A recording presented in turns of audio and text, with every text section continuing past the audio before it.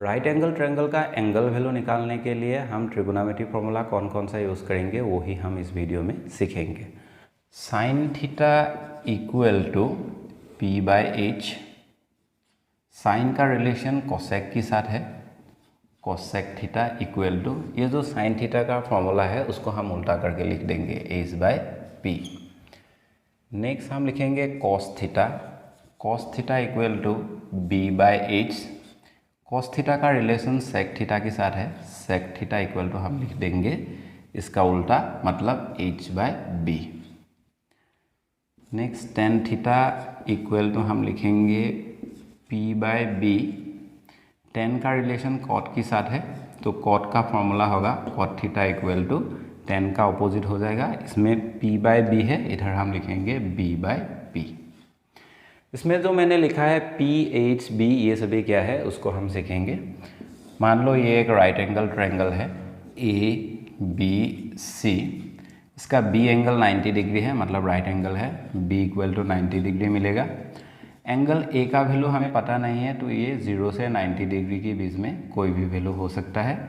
Again angle C का भी value same, 0 degree से 90 डिग्री के बीच में कोई भी वैल्यू हो सकता है। मतलब एंगल ए एंड सी ये दोनों क्या बनेगा, एक्यूट एंगल बनेगा। और ये जो एंगल बी है ये राइट एंगल है। ये जो राइट एंगल है, इस राइट एंगल का ए सी हाइपोटेनस है, तो हम लिखेंगे हाइपोटेनस। ये जो हाइपोटेनस वर्ड है इससे हम एच को लेंगे, और ये जो ए बी है, ये जो triangle A B C, triangle A B C का ए बी क्या है, परपेंडिकुलर है, तो परपेंडिकुलर वर्ड से हम पी को लेंगे। और ये जो बी सी है, ए बी सी ट्रायंगल का ये बेस है, बेस, तो बेस वर्ड से हम स्मॉल बी को लेंगे। तो इसमें जो हमने लिखा पी बी एच, ये सभी क्या है, एच फॉर हाइपोटेनस है, पी फॉर परपेंडिकुलर है, बी फॉर बेस है। तो इसमें और एक चीज़ हमने लिखा है ये थीटा। थीटा इक्वल टू क्या होगा, थीटा इक्वल टू हम कह सकते हैं कि एंगल। थीटा का मतलब एंगल होगा। अगर ये जो ट्रायंगल ए बी सी है, इस ट्रायंगल से अगर हम सी जो एंगल है, इस एंगल का वैल्यू फाइंड करना पड़ेगा, तो हम कैसे करेंगे। साइन थीटा, थीटा की जगह पर आ जाएगा सी।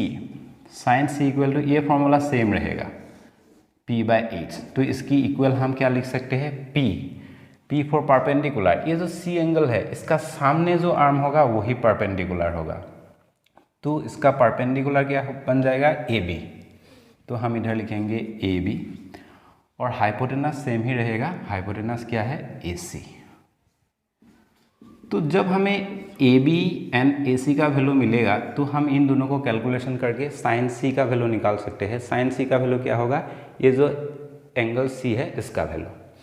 तो अगर हमें एंगल ए का वैल्यू निकालना पड़ेगा, तो हम क्या करेंगे, एंगल ए, तो मान लो ये कॉस थीटा है, थीटा की जगह पर हमने लिख दिया ए, मतलब हमें ये जो ट्रायंगल ए बी सी है, ए बी सी का हमें ए एंगल का वैल्यू फाइंड करना है।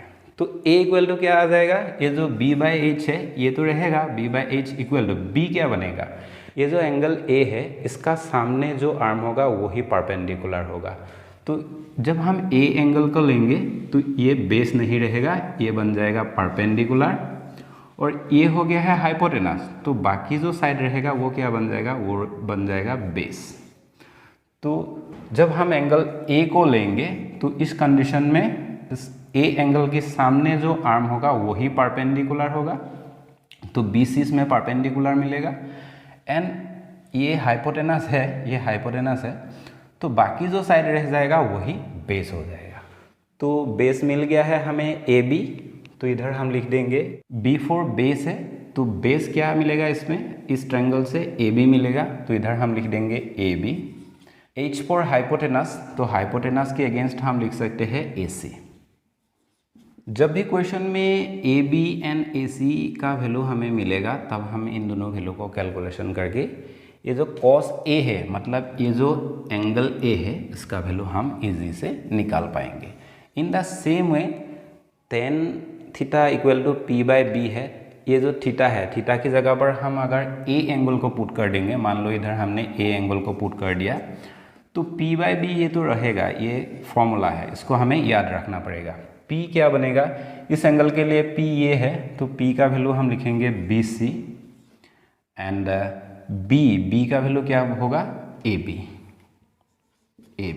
इसमें भी हम BC वैल्यू को AB से डिवाइड कर देंगे तब हमें tan A का वैल्यू मिल जाएगा। तो tan A का वैल्यू का मतलब ये जो A एंगल है इस एंगल का वैल्यू हमें मिल जाएगा। सेम कंडीशन में अगर हमें किसी भी राइट एंगल ट्रायंगल का एंगल वैल्यू निकालना पड़ेगा, फॉर एग्जांपल क्वेश्चन में दिया हुआ है cot A equal to value कितना है वो हमें फाइंड करना है।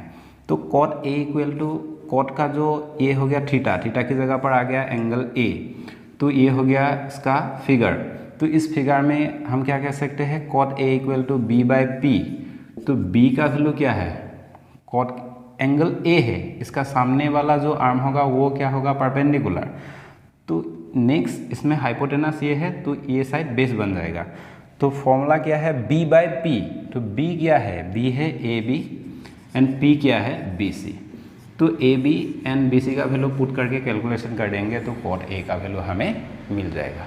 ट्रिगोनोमेट्री रेशियो को यूज़ करके जब भी हम किसी भी राइट एंगल ट्रायंगल का एंगल वैल्यू निकालना चाहेंगे तब ये सभी फॉर्मूला यूज़ होगा।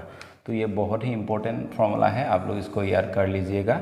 साइन का रिलेशन कॉसेक के साथ है। साइन में फॉर्मूला होगा P बाय H, तो कॉस में इसका उल्टा हो जाएगा H बाय P हो जाएगा।